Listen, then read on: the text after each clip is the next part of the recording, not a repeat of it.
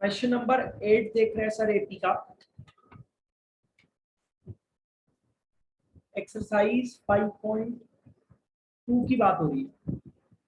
Question 8 में देखिए क्या कह रहा है। क्वेश्चन 8 में कह रहा है an AP consist of 50 terms of which third term is 12 and the last term is 106। तो हमें यहाँ पर A3 दे रखा है। A3 का वैल्यू कितना दिया है? A3 का वैल्यू दिया है 12। ऐसे ही लास्ट टर्म का वैल्यू दिया है 106। So now you can see हमारी टोटल टर्म्स कितनी दी हैं एपी में। हमारी इस एपी में टोटल कितनी टर्म्स दी है? बोला ना, एपी कंसिस्ट ऑफ 50 टर्म्स। तो जब एपी में 50 टर्म्स है तो हमारी लास्ट टर्म भी 50th नंबर की टर्म बनेगी ना, इसीलिए मैंने यहाँ पे देखो A50 लिखा है इसको। समझ में आया? ये हमारी थर्ड टर्म हो गई, वो हमारी 50th टर्म हो गई।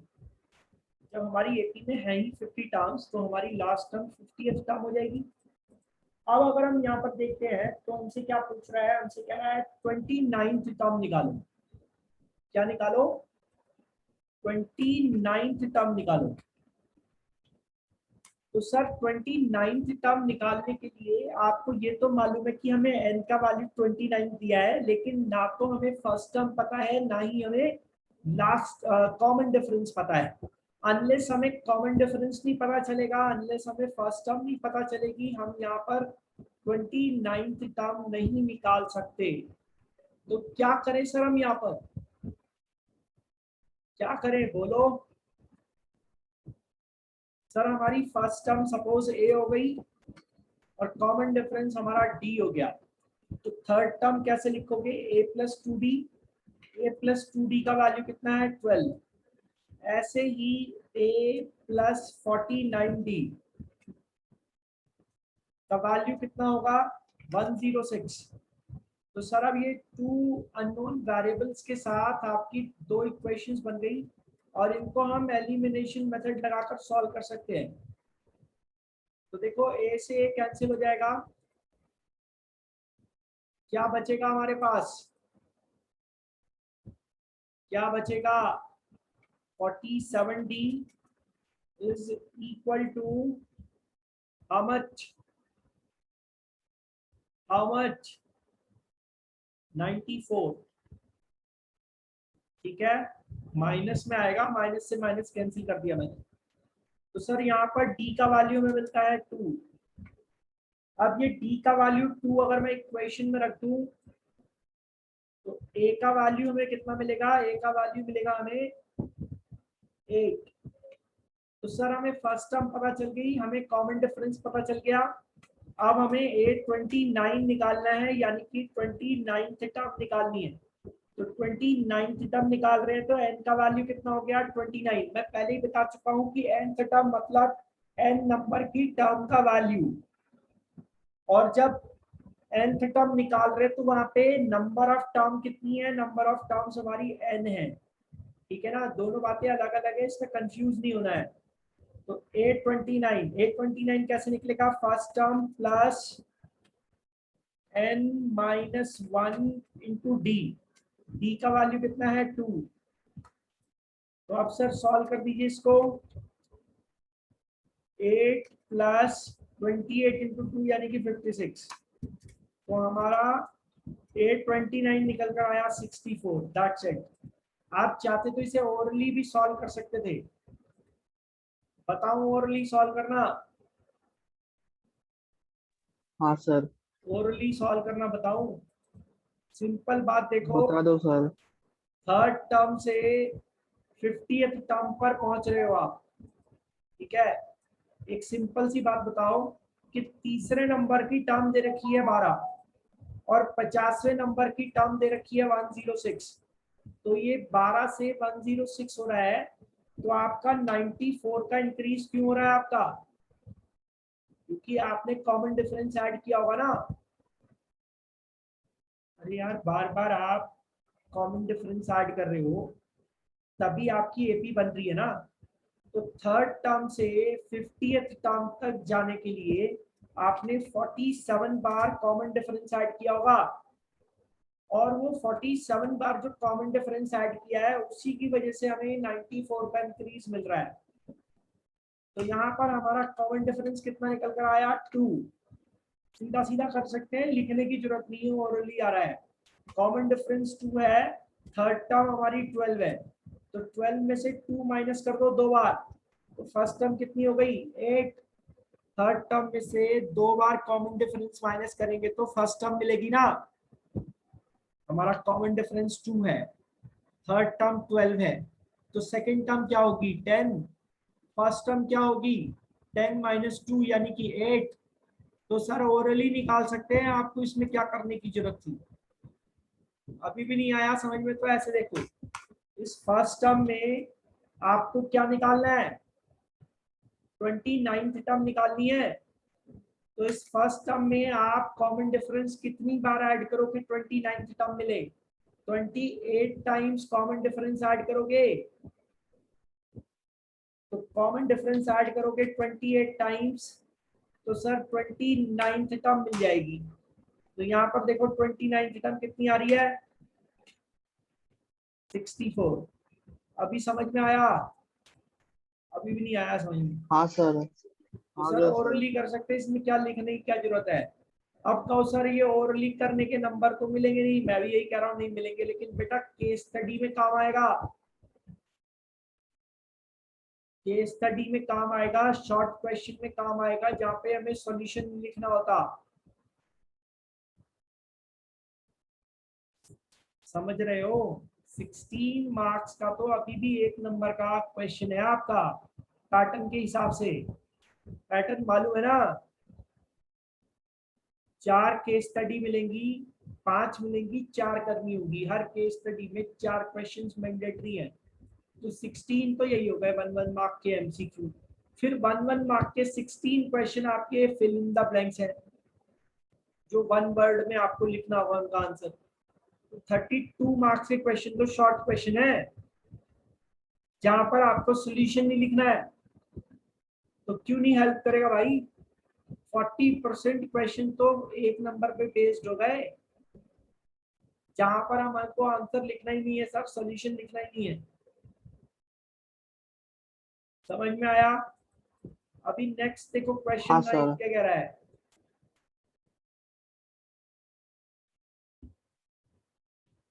क्वेश्चन नंबर 9 क्या कह रहा है, क्वेश्चन नंबर 9 कह रहा है if the third term and ninth term of AP are 4 and -8, which term of this AP is 0। देखो बेटा हमारी थर्ड टर्म क्या होगी, a plus 2d। कितना दे रखा है थर्ड टर्म, अरे यार थर्ड टर्म कितनी दे रखी है, a plus 2d होगी ना। Third term a plus 2d होगी, कितनी दे रखी है, 4 दे रखी है। ऐसे ही नाइन्थ टर्म कितनी दी है, नाइन्थ टर्म दे रखी है -8। ठीक है, यानी कि नाइन्थ टर्म का मतलब है a plus 8d। 8 come bar difference add करते हैं मालूम है आपको, क्या है वैल्यू यहाँ पर, -8। तो सर आप इसको सॉल्व कर दीजिए लीनियर इक्वेशन इन 2 वेरिएबल की तरह, आपको a और d का वैल्यू मिल जाएगा। और ये सेम ओरली सॉल्व करने वाली अप्रोच भी यूज कर सकते हैं अगर सॉल्यूशन नहीं लिखना है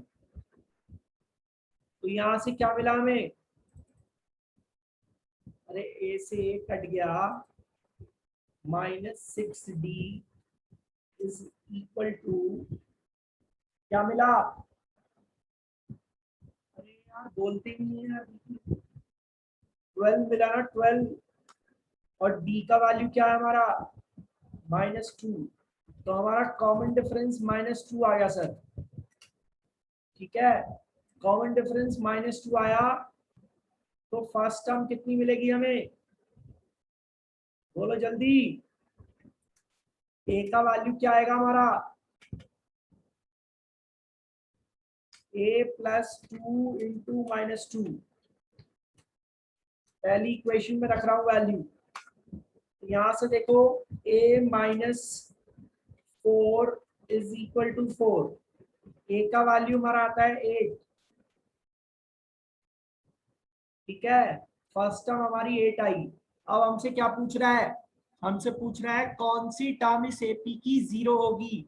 अब हमें तो नहीं पता सर कि 0 किस नंबर की टर्म है, इतना बता रखा है कि 0 इस एपी की एक टर्म है, लेकिन किस नंबर की टर्म है ये नहीं दे रखा। तो मैं पहले ही बता चुका हूं कि अगर टर्म का वैल्यू दिया है तो वो nth टर्म है, हमें उस टर्म का नंबर नहीं पता इसीलिए nth टर्म बोल रहा हूं। अगर नंबर पता होता, 5वीं टर्म है, 6ठी टर्म है, 8वीं टर्म है, 10वीं टर्म है, तो मैं ऐसे बोल रहा होता उसको A5 A7 A9 A10 ऐसे बोल रहा होता, नंबर देके बोल रहा होता। मुझे उसका नंबर ही नहीं पता कौन सी टर्म है, तो इसलिए मैं मान लेता हूं let 0 be the nth term.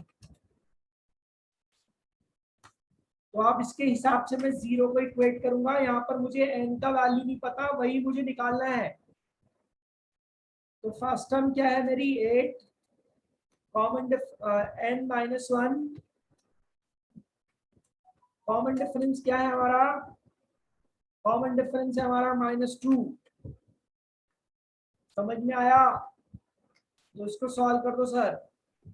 8, और मैंने हमेशा कहा है कॉमन डिफरेंस माइनस में हो तो ब्रैकेट में रखिए, 8 + 2 -2n, -2n is equal to -10, और सर n 8 -2 होगा। प्लस होगा भाई, माइनस का 2 है ना, माइनस के 1 मल्टीप्लाई होगा तो प्लस का 2 आएगा। हम्म, तो n का वैल्यू क्या हो गया सर, 5 हो गया। तो हम लोग क्या लिखेंगे, fifth term of the AP is 0, ठीक है। चाहो तो क्रॉस चेक करके भी देख सकते हो। अरे यार, जब हमारी फर्स्ट टर्म यहाँ पर 8 आई है, फर्स्ट टर्म हमारी 8 आई, सेकंड टर्म क्या आएगी 6, थर्ड टर्म क्या आएगी 4, फोर्थ टर्म क्या आएगी 2, फिफ्थ टर्म क्या आएगी 0, सिक्स्थ टर्म क्या होगी -2, सेवंथ टर्म क्या होगी -4, एट्थ टर्म क्या होगी -6, नाइन्थ टर्म क्या होगी -8। वेरीफाई हो रहा है कि नहीं हो रहा, दिक्कत क्या है इसमें, हाँ सर। समझ में आया? हाँ सर। वेरीफाई भी तो हो रहा है, आ गया सर। टेंशन किस बात की है। आ गया सर। ओरली सॉल्व करना चाहते तो वो भी हो सकता था, सेम मेथड से। आपका जो कॉमन देखो, जो आपकी फोर्थ टर्म है, जो थर्ड टर्म है वो नाइन्थ टर्म तक पहुंचते पहुंचते -8 हो गई, मतलब 4 से -8 हो रहा है। कितना कम कर रहे हो, अगर वैल्यू 4 से -8 हो रही है तो आपकी वैल्यू 12 कम हो रही है ना। ये 12 कम क्यों हो रही है, तो डेफिनेट सी बात है कॉमन डिफरेंस माइनस में होगा। और थर्ड टर्म से नाइन्थ टर्म तक जाते जाते आपने 6 बार कॉमन डिफरेंस कम किया होगा। तो जो 6 बार आपने कॉमन डिफरेंस कम किया है, अरे यार, आपकी टर्म कम हो रही है। थर्ड टर्म 4 है और नाइन्थ टर्म 8 है, -8, तो इसका मतलब आपकी सीरीज कम हो रही है ना, आपका कॉमन डिफरेंस नेगेटिव होगा। आपने 6 बार कॉमन डिफरेंस कम किया होगा, उसकी वजह से टर्म 4 से -8 हो गई, यानी कि -12 हो गई, मतलब -12 कम हो गई उसकी वैल्यू। तो यहाँ से सीधा निकाल लो कॉमन डिफरेंस का वैल्यू -2 है, कॉमन डिफरेंस -2 है, थर्ड टर्म 4 दे रखी है, थर्ड टर्म 4 दे रखी है, थर्ड टर्म 4 दे रखी है, तो फोर्थ टर्म क्या होगी हाँ सर। 2, फिफ्थ टर्म क्या होगी 0। कुछ करने की जरूरत ही नहीं है, ऐसे ही निकल जा रहा है, टेंशन किस बात की ले रही हो। समझ में आया? लेकिन बेटा वहां तो लिखने के नंबर मिलेंगे ना, तो ये लिखकर ये लिखना है, ठीक है। ये लिखने की जरूरत नहीं, नीचे जो बता रहा हूँ मैं एपी वेरीफाई करने वाला और ओरली निकालने वाला, इसके नंबर नहीं देगा टीचर तुम्हारा। स्क्रीनशॉट लेना हो तो ले लिया करो हाथों हाथ। अब सर क्वेश्चन नंबर 10 पे जा रहे हैं। क्या कह रहा है देखो जल्दी जल्दी यार, आज सारा खत्म करना है हमें। क्या कह रहा है क्वेश्चन नंबर 10? कह रहा है 17th term of AP exceeds 10th term by 7। तो 17th टर्म क्या होगी? a प्लस 16b होगी या नहीं? होगी सर। और 10th टर्म क्या होगी? 10th टर्म होगी a प्लस 90। 90। और ये 17th टर्म 10th टर्म से कितना एक्सीड कर रही है? 7। तो सर हमारी इक्वेशन बन गई। उससे ऊपर अगर पहले लिखना चाहो तो ये लिख लेना, let the first term be a, let the common difference be d. अब ये तो बताने की जरूरत नहीं ना, हर सवाल में लिखना है कैसे है। मेन मुद्दा पकड़ रहे हैं हम लोग, ठीक है।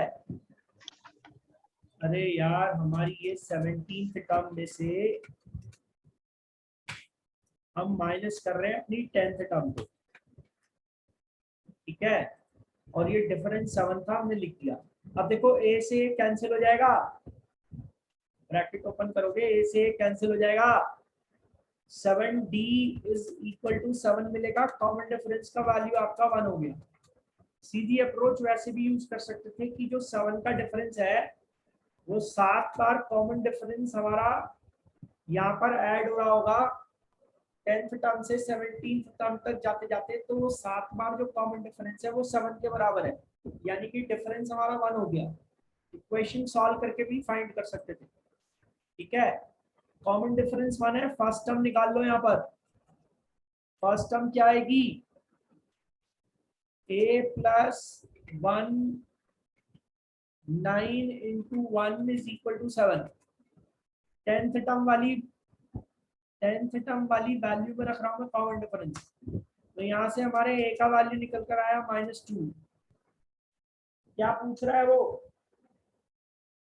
कॉमन डिफरेंस पूछ रहा है, वो तो हमने बता ही दिया। फर्स्ट टर्म ऐसे निकाल दी हमने बिना बात। क्वेश्चन नंबर 11 देखो क्या कह रहा है। क्वेश्चन नंबर 11 में कह रहा है which term of the AP, अब ये बड़ा मजेदार सवाल है। कह रहा है which term of the AP will be 132 more than the 54th term। तो एपी दे रखी सर हमें 3, 15, 27 डॉट डॉट डॉट, ठीक है। क्या पूछ रहा है?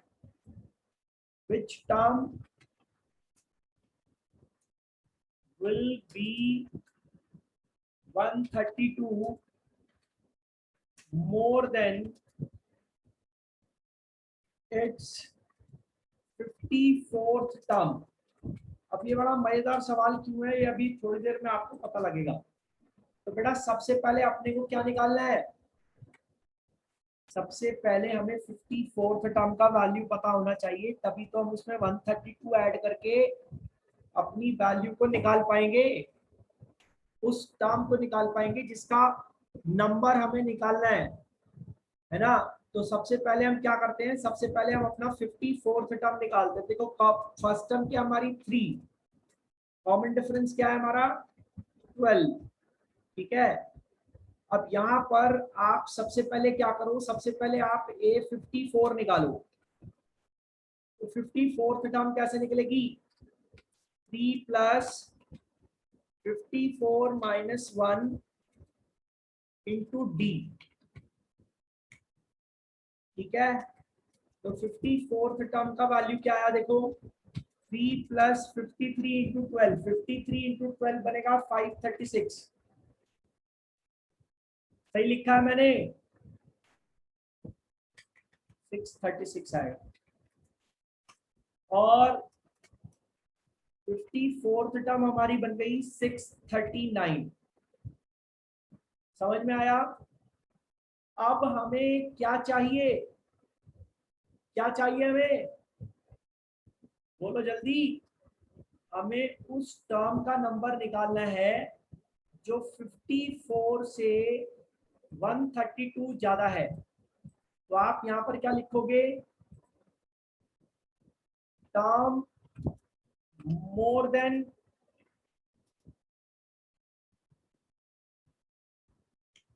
Term 132 more than A54 is equal to 639 plus 132।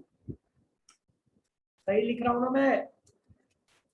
अब देखो हाँ ऐड करो सर। इसको, ऐड करो कितना आया, 771।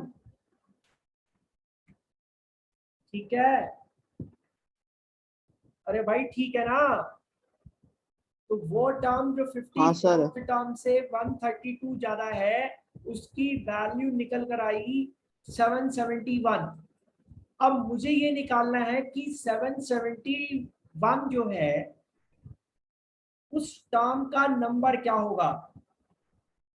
771 जो मेरी टर्म निकल कर आई है वो 54th टर्म से 132 ज्यादा है, मुझे निकालना है कि इसका नंबर क्या होगा। तो मुझे इसका नंबर तो नहीं पता, और जब मुझे इसका नंबर नहीं पता मैं इसको कैसे एज्यूम करूंगा, let 771 be nth term of the AP.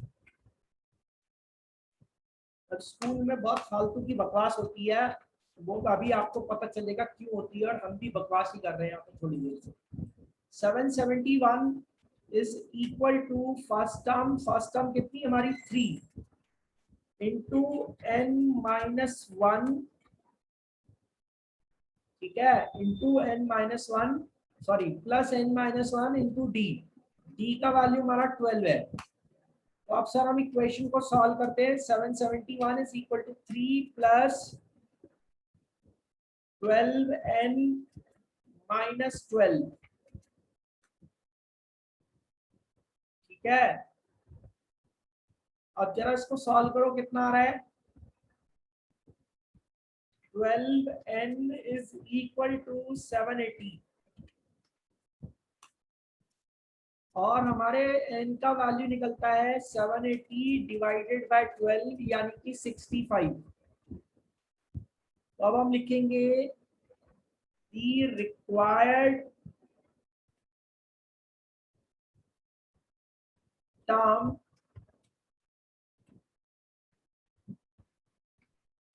is 65th term of the AP। अब आप कहोगे सर आप ये कह रहे थे तो बड़ा मजेदार सवाल है सर, इसमें मजे का क्या है, ये तो खाली मेहनत करवा दी इतनी हमसे इसने। आप ये कहोगे सर इसमें मजे का क्या है, आपने तो इतनी मेहनत करवा दी हमसे कि पहले ये लिखो फिर ये लिखो, मेरा तो पेज भर जाएगा सर, ये 2-3 नंबर का सवाल होगा, इससे कम तो नहीं आएगा। सर ये मजेदार इसलिए है कि हम दिमाग नहीं लगा रहे, और स्कूल में कैसे बकवास होती है, हमें कैसे बेवकूफ बनाते हैं, वो हम यहाँ आपको दिखाएंगे। देखो बेटा जो हमारी 54th टर्म है उसका वैल्यू कितना है, 54th टर्म का वैल्यू कितना है, 639। ये हमने निकाला, पर क्या हमें निकालने की जरूरत है, नहीं है। मैं दिखाता हूं कैसे। 54th टर्म से आप 132 आगे जाना चाहते हो, आप 54 से 132 प्लस करके जो टर्म आ रही है उसको फाइंड करना चाहते हो, ठीक है। उस टर्म का नंबर फाइंड करना चाहते हो जो 54th टर्म से 132 ज्यादा है। तो बेटा यहाँ एक सिंपल सी बात सोचो कि ये 132 आप टोटल वैल्यू प्लस कर रहे हो ना, समझ में आ रहा है? अरे यार तुम तो कमाल ही हो। पहले यहाँ पर 55th टर्म आएगी, फिर 56th टर्म आएगी, फिर 57th टर्म आएगी, फिर 58th टर्म आएगी। ऐसे ही यहाँ पर अलग अलग नंबर की टर्म आती रहेगी, ठीक है। और हर बार अगली टर्म निकालने के लिए मैं कितना ऐड करूंगा, 12 ऐड करूंगा, क्योंकि मेरा कॉमन डिफरेंस 12 है। हाँ सर। हर बार 12 ऐड करूंगा ना। तो सिंपल बात ये देखो कि आपने टोटल कितनी वैल्यू ऐड की है, 132। 132 ऐड करने के लिए आपको 11 बार ऐड करना पड़ेगा ना। हाँ sir. 11 times b will be added। तो अगर आप 54th टर्म में 11 बार कॉमन डिफरेंस ऐड करोगे तो इसका मतलब क्या हुआ कि आपको 65th टर्म ही तो मिलेगी। हाँ सर। खाली मेहनत करवा रहा है, इतना टाइम थोड़ी किसी के पास। अभी भी नहीं आया समझ में? आ गया सर। मैं जब 54th टर्म में 11 बार कॉमन डिफरेंस ऐड करोगे तो 65th टर्म मिलेगी, वही तो आ रही है। सेकंडों का काम है, खाली टेंशन देते हैं। अगली बार स्कूल में तुम्हारा मास्टर ये बोले ना ऐसे लिखना है वैसे लिखना है, तो एक बार उंगली कर ही देना। आई बात समझ में? आगे बढ़ते सर। हाँ sir. We must need to poke in the holes। जहां जहां पर कमी है उसको ठीक करना जरूरी है, वहां उंगली करना जरूरी है। आगे बढ़ते sir. Two APs have the same common difference। The difference between their 100th term is 100। What is the difference between their 1000th term? दो एपी का कॉमन डिफरेंस सेम है, तो हमने मान लिया सपोज कॉमन डिफरेंस हमारा डी है। Common difference क्या है हमारा? डी है। हमारा कॉमन डिफरेंस डी हो गया, ठीक है। सी डी यानी कॉमन डिफरेंस डी हो गया। अब दोनों की जो फर्स्ट टर्म है वो तो अलग अलग होगी, तो एक की फर्स्ट टर्म हम मान ले रहे हैं स्मॉल ए, दूसरे की फर्स्ट टर्म हम मान ले रहे हैं कैपिटल ए, ठीक है। अब देखो जो हमारी A100 होगी वो कितनी होगी? हमारी A100 होगी A plus 100 minus 1 into D. अरे यार समझ नहीं आ रहा क्या? हाँ सर। आ रहा है सर। 99D, ठीक है। और हमारी दूसरे वाले एपी की 100 टर्म कौन सी होगी? देखो मैंने कैपिटल A100 लिखा है, समझ पा रहे हो ना मैं क्या कर रहा हूँ? मैं वेरिएबल अलग अलग लिख रहा हूँ देखो दोनों में फर्स्ट टर्म के लिए। समझ में आया? हाँ अब सर। देखो इन हाँ दोनों सर। का जो डिफरेंस दिया है, इन दोनों का डिफरेंस कितना है? इन 100। दोनों का डिफरेंस जब हम निकालेंगे तो इन दोनों टर्म्स का डिफरेंस हमारा देखो 99D से 99D तो कट जाएगा, हमें मिलेगा small a minus capital a is equal to 100। ये हमारी पहली इक्वेशन बन गई, ठीक है। अब जरा आप देखो 1000 टर्म क्या होगी यहाँ पर?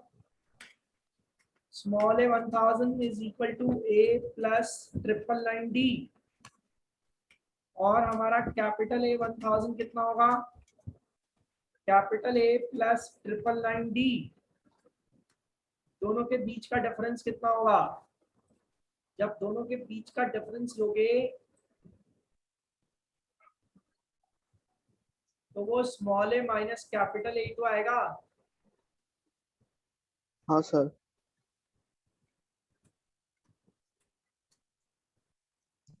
ठीक है, इन दोनों का जो डिफरेंस हाँ है, सर। इन दोनों का difference small a minus capital ए तो आएगा। हाँ सर। अब जब इन दोनों का difference small a minus capital ए आया, ठीक, इन दोनों का difference small A yes minus sir. Capital A आया। ये स्मॉल ए माइनस कैपिटल ए की वैल्यू तो मैं पहले निकाल चुका हूँ, 100 है। हाँ सर। हो गया हमारा आंसर, बात खत्म। नेक्स्ट आ जाइए सर क्वेश्चन नंबर 13 पर। जल्दी जल्दी देखो, टाइम खत्म हो रहा है यार। क्वेश्चन नंबर 13 क्या कह रहा है? 13 है ना? 13। How many three-digit numbers are divisible by 7? This is quite important question आजकल के पॉइंट ऑफ व्यू से। 3 डिजिट के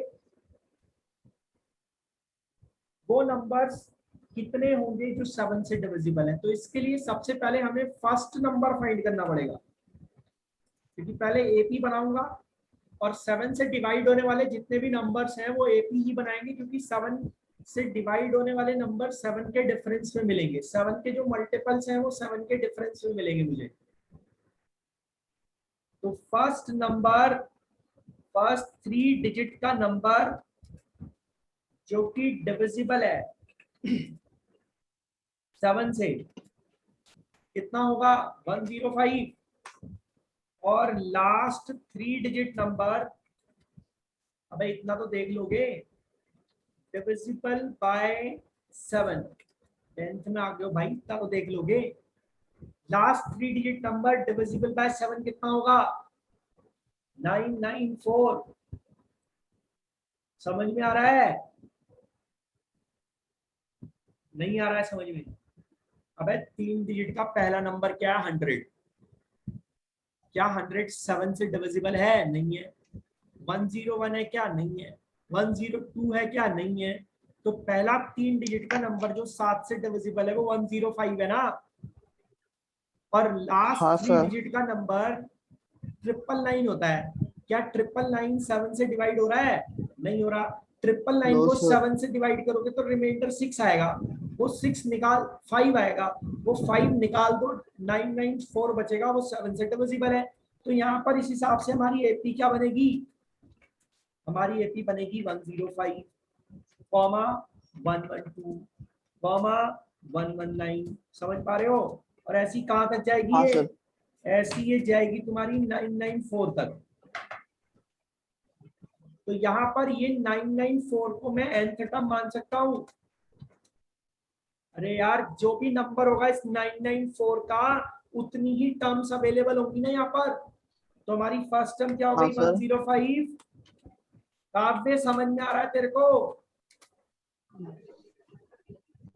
यस सर। ये मैंने, तो भाई ध्यान नहीं देता है क्या? क्योंकि जब तू बोलता है ना तो मुझे ऐसा लगता है कि कहीं और से ध्यान हटा के तू मेरे को रिप्लाई कर रहा है। भाई नो पढ़ ले सर। यार, हल्के मत ले। ये मोदी सरकार है, ये बच्चों का भविष्य उज्जवल होने नहीं देगी। ध्यान रखना, जो करना है तुमने खुद ही करना है। तो सर यहाँ पे n की वैल्यू के लिए सॉल्व करते हैं। 7n माइनस 7 क्या आएगा सर? 7n का वैल्यू क्या आएगा?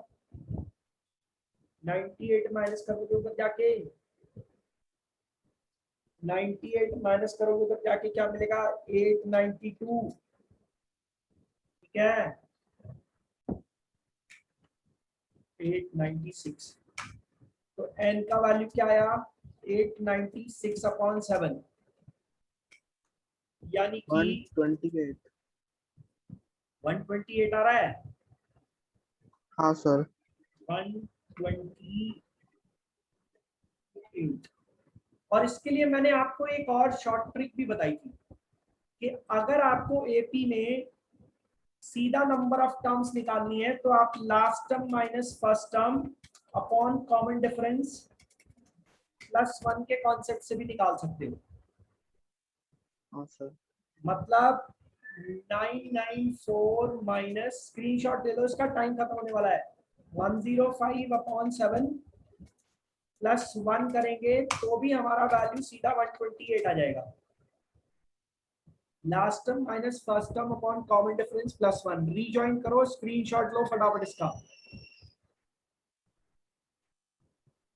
या छोड़ो, रीजॉइन क्या करोगे? रीजॉइन मत करो इसकी नोट कर लिया। हाँ, स्क्रीनशॉट ले लो। पहले वाले लेने हैं वो भी लो जल्दी। तो सब कुछ नोट कर लिया है।